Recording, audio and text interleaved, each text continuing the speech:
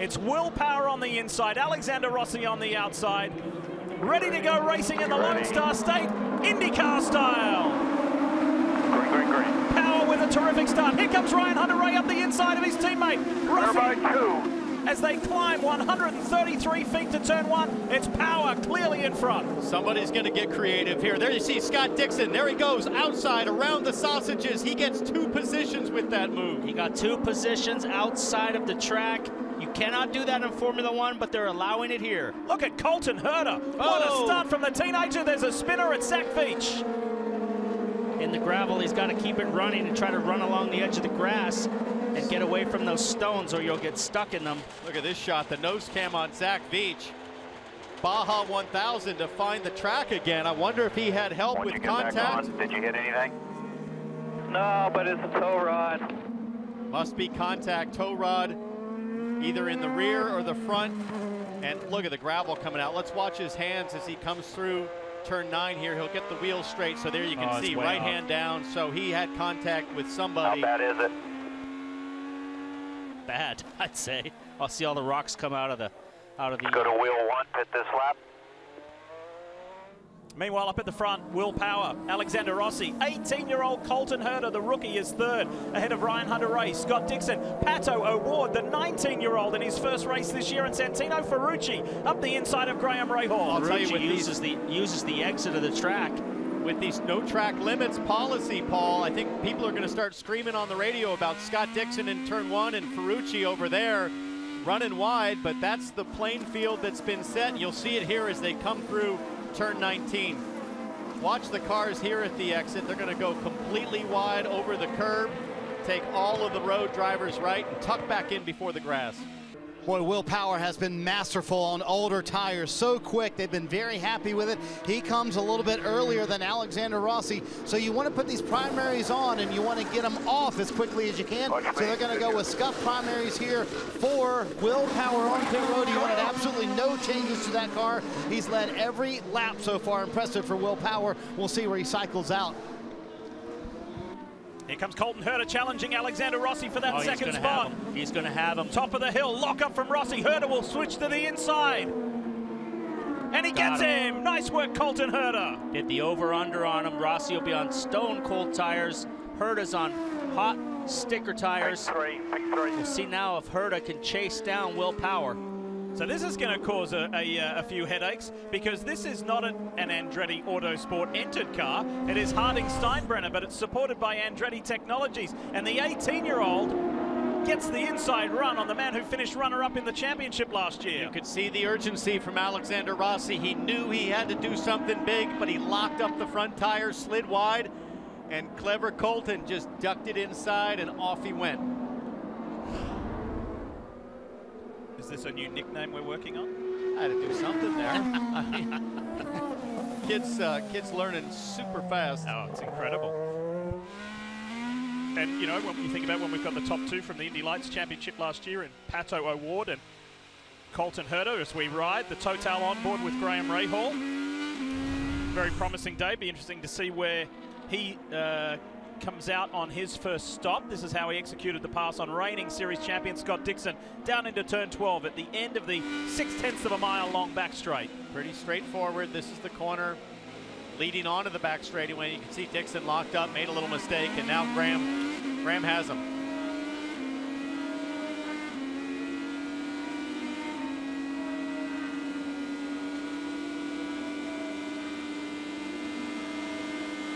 Pretty straightforward pass, Kevin. And Graham Rahal cycles up to the front, and he's in the window to be able to do it on the 3-stopper if it stays green the whole way. They had scuff red set out. They changed their mind to the primary black Firestones and also Speedway fuel. Rahal back out. There'll be a great battle here. There goes Hunter-Reay. There goes Rosenquist. Now it's Ericsson and Hinchcliffe, and look at how they benefited from that early pit stop. Both those Aero cars well up in the mix. They're going to have to run longer now on tires, but watch this battle. Inside. Hinchcliffe and Rahal. Hinch rounds him up. Clear. Hinch on hot tires. Rahal had no option but to get out of the throttle and let him go. Through the S's here on cold tires. So hard to do this. Looking here. inside on you. This is Santino Ferrucci. Around the outside, Ferrucci. And nice move. And then Pato O'Ward is going to attack as they lead onto the straightaway right here. There's a fast kink, and he's right in the draft right here. He's going to have a shot at the hairpin. I can use push pass. Remember, we're on blacks. The youngsters have come to race. They've come to fight. O'Ward on the inside of Rahal. Brilliant move from O'Ward. Rahal thought he had him blocked and then faded out, and O'Ward just snuck it in there, but now Rahal's coming back, and they're both on the button down the back straightaway. O'Ward, who was born and raised in Mexico but came to San Antonio, Texas 7 years ago. Looks on the inside. Rahal defends. Nice move. Rahal didn't expect that, looked in the mirror and covered it, but Pato O'Ward was committed. And Pato O'Ward knows that every corner Graham Rahal drives here, he's getting tire temperature and pressure, and it's going to be very hard. Look at that move. They're going to touch. Inside. Oh, he has really come to race. Graham Rahal's not going to like that. He used the outside of the track there and maintained position, but Pato O'Ward going to try around the outside. This is spectacular stuff from the rookie. Unbelievable. What a move, Pato O'Ward. Hello. I'm here and I'm here to race. The Ganassi car is just struggling on older tires. Felix Rosenqvist feeling that right now. We ride on board. At the end of these runs, these tires just fall off so much. But how about the call, Townsend, you mentioned it, by Tim Cindric for Joseph Newgarden. He pitted from 7th, and by pitting early on lap 9, they jumped their way all the way up to 4th. Now, when he went out, they immediately told him, be aggressive with the push to pass. Be aggressive. But when it kind of settled out and all the pit stops happened, they immediately said, now slow down. Save as much fuel as you can for the rest of this run, kind of where we are. We're going to be in 4th. We're going to sit here, but we need to save fuel to make it to everybody else's window. But a good call. They've at least got some track position to work with now. Well, pitting early, guys, doesn't really do you any good unless you can go fast. Yeah. And if you get clean air, you better rip off some qualifying laps. If you can't do it, there's no benefit to it. But there's no free lunch in this deal, Paul. If this stays green, what's going to happen is by pitting early, Newgarden has to run longer on this next stint, and that'll lead to tire deg. And this is a great battle developing. Rosenqvist is in trouble. That's Pato O'Ward all over the back. This is for 8th. Might try that outside. Watch this. He's going to get a run here. Look at. He's going to try the outside again, like I said, but that's a fast corner. You won't go too abreast through there.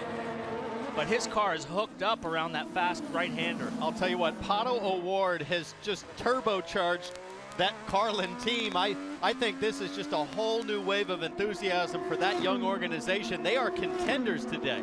I said to Trevor Carlin during our pre-race on Gold, oh, he's got to move. He's down the inside. Inside. And Rosenqvist knew he couldn't fight that. Way wide, so had no option but to give up. I said, this Pato O'Ward kid's got all the hype coming in behind him, huge hype. I said, what do you think? Do you rate him? He said, well, hype is one thing. You got to get it done on the racetrack, and he's getting it done. Well, he's getting it done against a guy with a ton of hype, Rosenqvist, and they both have the same number of laps since their last pit stop. So you could see Rosenqvist struggled in qualifying. Remember, he had the fastest lap in qualifying, and then on the final round, he couldn't get within a second on used tires. So it looks like Ganassi's got to figure out how to make them last. This is the battle up front, Lee for second. Can you imagine saying to Colton Herta, Marty, who's sitting in second, we're watching now, maybe this time last year, hey, in the next 12 months, you're going to be in a fight for the lead of an IndyCar race with Will Power and Alexander Rossi. He wouldn't have believed you, but he is showing that he fits right in. He's showing he belongs here, doesn't he? I mean, he's threatening the perennial favorites like Will Power. Goes a little bit wide right there, but Alexander Rossi trying to get that spot. So, you know, I talked to a couple of strategists down here this morning, Townsend. They said, think of this sort of like a NASCAR race at Darlington. Those new tires mean everything, and as soon as you can get new tires on, it's going to help your lap time a ton. So these new tires are everything, and that's what Felix Rosenqvist was saying a moment ago. Get me some new tires. They said, a couple more laps, bud, and then we'll get you in here to pit road. Tires are everything today. Townsend, let me throw it out there. Everybody knows it's no secret. All eyes are on Rossi at Team Penske, whether he's going to be going there or not going there. Whoa, and lock up by Colton. But if you're Roger Penske and you see the job that Colton Herta is doing, do you put your eyes on him? I think you have to take a look, and wouldn't be unlike Roger Penske to just say, ah, heck, I'll take them both. Yeah. Well, yeah, and you got to, it's early days for Colton. The guy chasing him won the 100th running of the Indianapolis 500 and almost won the championship last year. So there's certainly an experience gap there. And I wouldn't be surprised at all if Rossi did go to Penske. Colton Herta slides right into that Napa car. at Andretti. It's a sister program after all, so we'll have to keep our eyes on that dynamic as it develops. And Rossi, you can tell now, he knows Colton's struggling a bit. Yeah. Colton on the blacks, Rossi on the reds. It could happen right here. Lockup. He's going to be pushed to pass. He's right there on the exit. Green lights come on. Push to pass. Now we're going to see if Colton defends. He does. He moves over to the inside. He's going to make Rossi go in the paint. Whoa! The Firestone telemetry gave us the numbers. You didn't need the numbers, just look at the screen. Settle down, Colton. We've got 40 laps to go. Don't need to do that right now.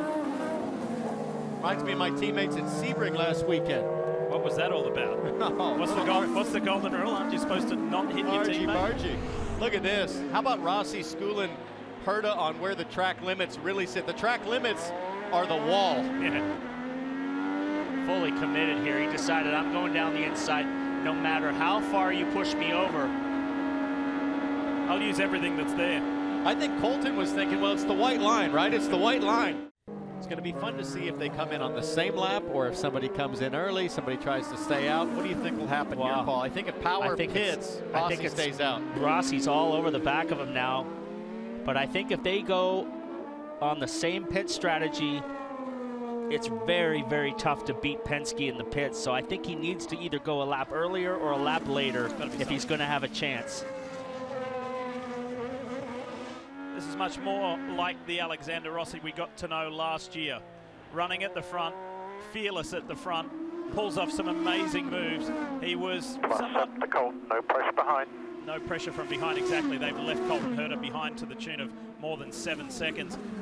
Rossi ended up finishing 5th in St. Petersburg 2 weeks ago and said I didn't really have a race with anyone. It was kind of a very straightforward event for me.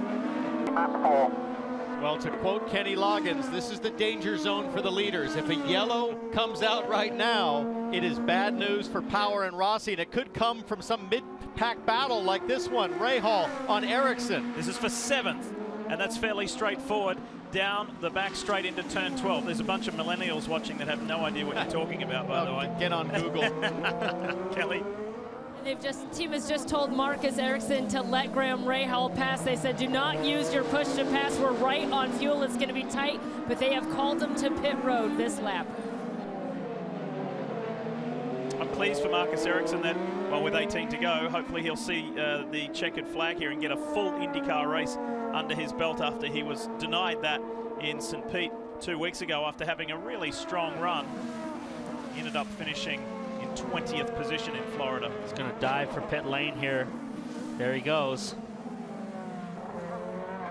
Based in Indianapolis, pretty much full-time now. Brought his trainer over from Europe and is really enjoying living in the U.S. Little surprised that Power and Rossi would risk this right now by staying out as you see Ericsson come to pit lane. Marty, I wonder if there's been any debate over the radio. Kelly, can you talk us through Ericsson? Well, this is Marcus Ericsson. Remember, oh my gosh, and they get tangled up on pit road, getting out of their pit stall, but he has got sticker reds on Marcus Ericsson, sticker reds to finish it out. He beats his teammate out, but did they hit, or was he able to stop short of Spencer Pigot? It looked like they might have just touched front wing to back wheels. We see an overhead view here from the other angle, so they tell him to go. Front corner guy says go, and then that car's right there, and they touch right there, front wing to back tire. Good heads-up driving from Ericsson. He's back out. Rejoins in 12th, but 60-something seconds down to get to the end. Now he'll battle Pagenaud, or that's Hinchcliffe. Marty, just to pick up on what I was asking, I'm curious about the communication with Will Power. Are you hearing any debate about when they should come in to protect against the yellow? There's been none, and they are in the danger zone. They know that, Townsend, but there's 18 to go. I think they would like to get another lap or so out of this so they can run comfortably to the end and not have to be in fuel save mode at all, because they know it's going to be a duel between Rossi and Power, so you need fuel to be able to race like that. You're going to see other guys, though, like Ryan Hunter-Reay, Joseph Newgarden. Those guys are going to come on this lap. Meanwhile, look at Colton Herta, how far he's dropped back as he comes to pit lane. He's 14 seconds back of Rossi. Kevin? So Colton Herta pitted a lap earlier than Power Ross. See, he comes down what should be his final stop, and like the two in front of him for much of this stint, he's got the sticker reds. Also of note, Simon Pagenaud on a 4-stopper made his last stop, one of those hoping to get that yellow and move up front, Marty. Ryan Hunter-Reay, Joseph Newgarden here on pit road for what should be their final stops of the day. They're both putting on sticker red tires for them, and they wanted no changes, either one of them. In fact, Ryan Hunter-Reay wanted primary tires. They told him we could not do that because we have not taken sticker reds yet today, Kevin. Final stop, Graham Rahal should also be in the window with Speedway fuel and red Firestones to go back out for his final stints. Push to pass for Power and Rossi. Big crash, and yellow's going to come out. That is not what Power and Penske wanted. Blocking pit entry as well when you're low on fuel. Felix Rosenqvist. And the danger zone bites. That is turn 19 out there in the runoff. It looks like he lost it on the bumps on cold tires on his outlap. And he spun and hit at the pit entrance, and this is going to ruin Power's race. Huge break for Colton Herta, who had just pitted. So Colton and Newgarden and Hunter-Reay looking pretty. This is a disaster. Dixon now in 3rd place. Wow. But has he pitted? No. The only guy that's pitted is Herta. Herta could go into the lead of this race and get his first win. Herta, Newgarden, and Hunter-Reay sitting pretty. See the safety workers come to Rosenqvist. Was he trying to get to pit lane? Well, that's the thing, isn't it? If he had a wild ride off turn 19 and then was trying to come back in. I cannot believe Power and Rossi. Was the danger zone, just like you said. We say it every week. He had every just pitted. week. Rosenqvist had just pitted, so he wasn't trying to get back to pit road. He was on cold tires out there in the bumps. Must have had low ride heights. And get away from you, but tell you what, you said it. We say it every week. You hang yourself out there when guys are on cold tires or mixing it up on cold tires, and here's the replay right here. Uh-oh. Locks it up. Now this is several corners before. It's a drag race. Trying to get around the Schmidt-Peterson car of James Hinchcliffe, so he's on the outside of Hinch. Out wide, Pagenaud's there as well. Oh, there might have been contact here. Look at this. Hinchcliffe does not give up. He's way out there.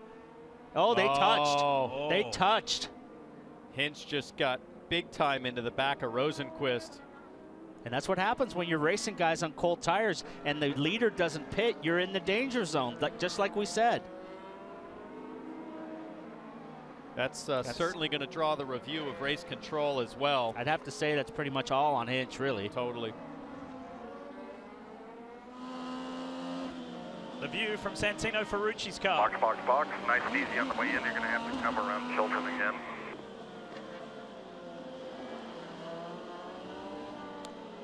Herta is in the catbird seat right now. Look at that. There's how happy that crew is. Herta, look to the bottom of your screen. You should see Colton Herta inherit the race lead as a lap car down. There is Colton Herta. So Rossi peels off. Power and Dixon. Let's hit pit road. And these guys making it to pit road on fumes. Rob Edwards trying to be the best cheerleader he can for Alexander Rossi. Said, listen, we're going to have a fast car, 13 laps. Let's go hard. Scott Dixon said you had scuff reds or you have sticker primaries. They went with sticker primaries, and Will Power, as you can see, has stalled the car. Sticker reds for Will Power, the man who has led 45 laps, all but one lap just now. The first lap, the car is fired, but he can't seem to be able to engage it into gear. That seems to be the issue. The car sitting here making noise. I can hear that it is running, but he can't get it to go into gear. So we'll see what's going on here with Will Power, who led every lap until just a moment ago. And it won't go. It will not go, guys. You can hear him rev the engine. You can hear the RPMs. He thinks the drive shaft Yeah, drive is broken. shaft or something. You can hear Will say that. Correct, Paul. They're going to try it again here. He's shaking his head saying, no, it will not work. You can see them trying to recycle the steering wheel there, see if that might work. Oh, it's not going to go. The drive shafts are right here. It's a fuel pump sensor. Let's disconnect it, guys. Take the shroud off. Let's disconnect it. And you hear the communication of fuel pump sensors. They're going to take the shroud, which is around where the Buckeye plugs in, take that off, see if they can maybe reconnect that. But they're going to try and recycle it electronically Push back first. here, guys. See if we can get...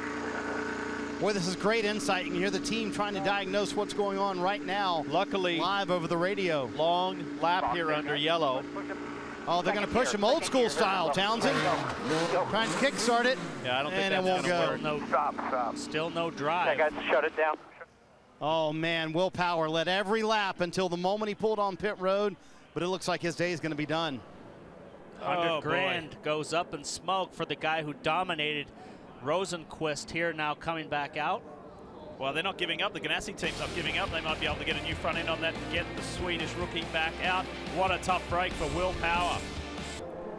All right, get ready to pick your winner. There will be 10 laps to go when they cross the line this time. Lights are out on the official Honda Accord pace car. You see it there. You've got an 18-year-old rookie leading 2 series champions.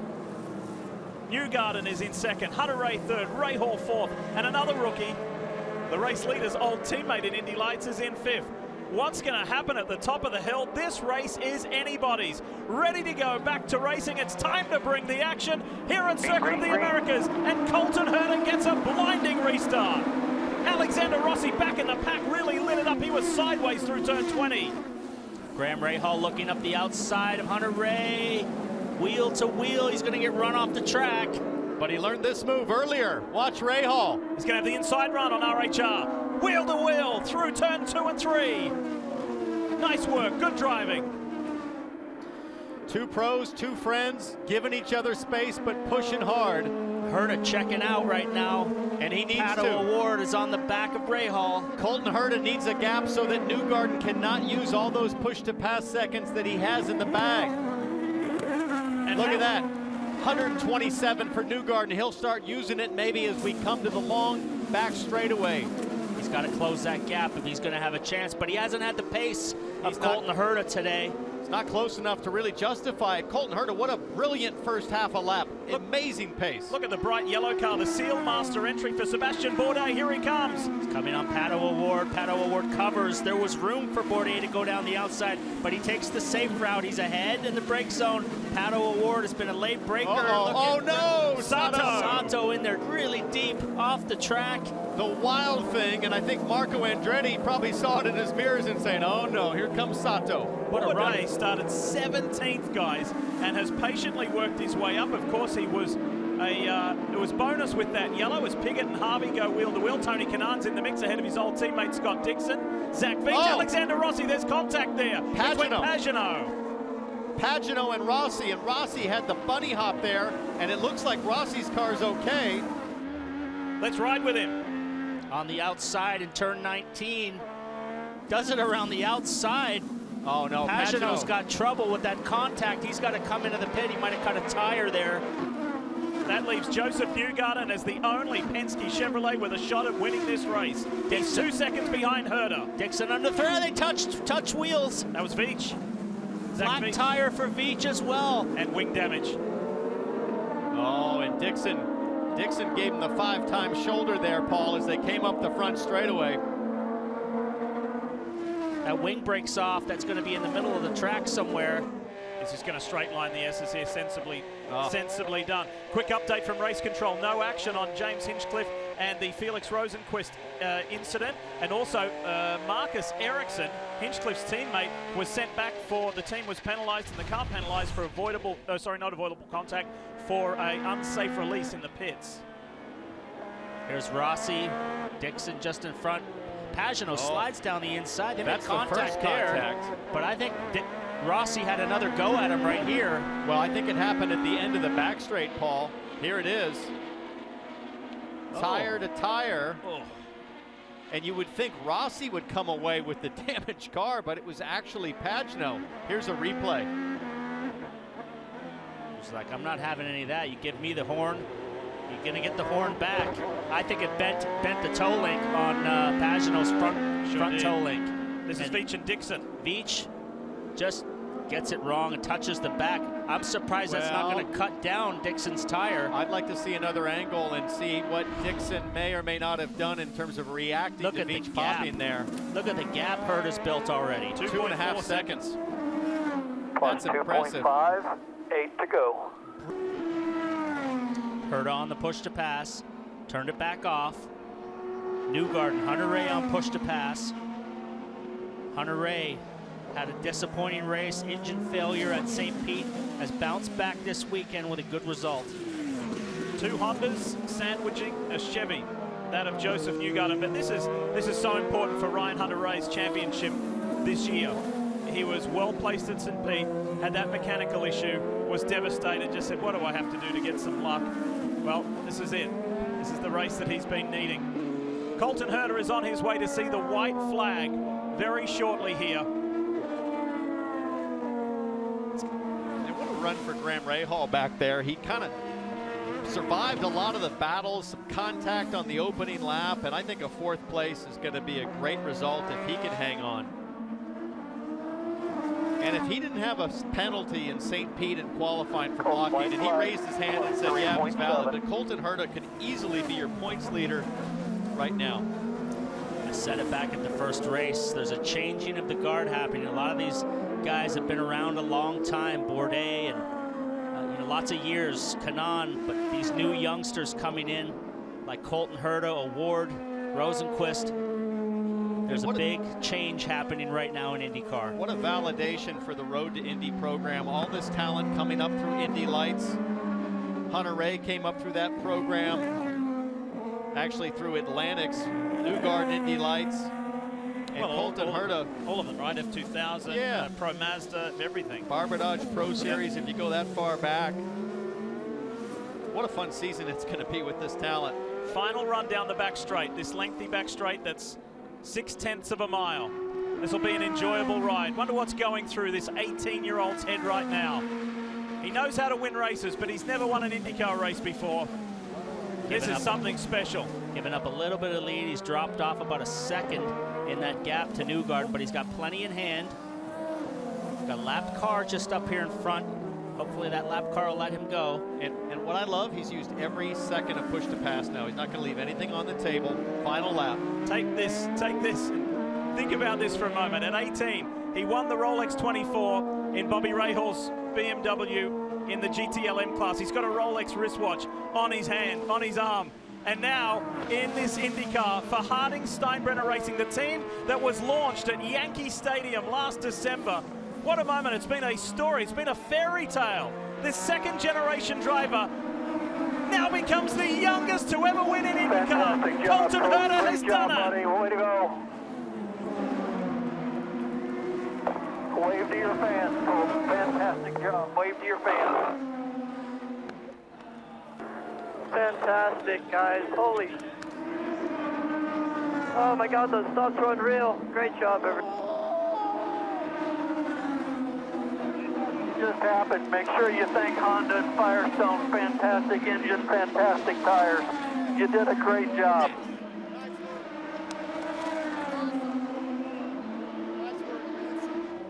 Wow. That team had to work incredibly hard to do a motor change after practice 1. Lost all of practice 2, got out for pit stop practice, Kelly. And then it's been an interesting story. It's been an interesting weekend. What a great family story for the Hertas. These drivers have known Colton since he was 6, 7, 8 years old in some cases.